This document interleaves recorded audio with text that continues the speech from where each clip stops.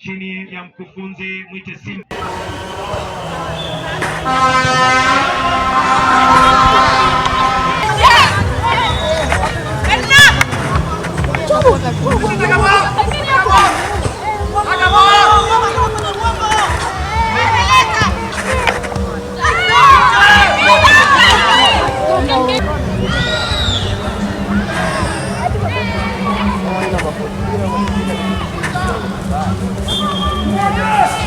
Nami nimesema kwanza iwache na wagonjwa kule tukuje kupata wacheza mpira.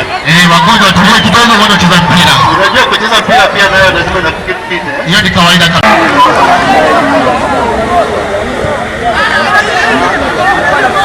Kigile ngoma kwa katikati mwa uwanja. Mechi safi sana inaguswa. Anageuza ile ngoma mtupi mazima. Mtachona Olumbe anagusa ile ngoma nzima, hana haraka kabisa. Anapiga ile ngoma nzima namna gani soka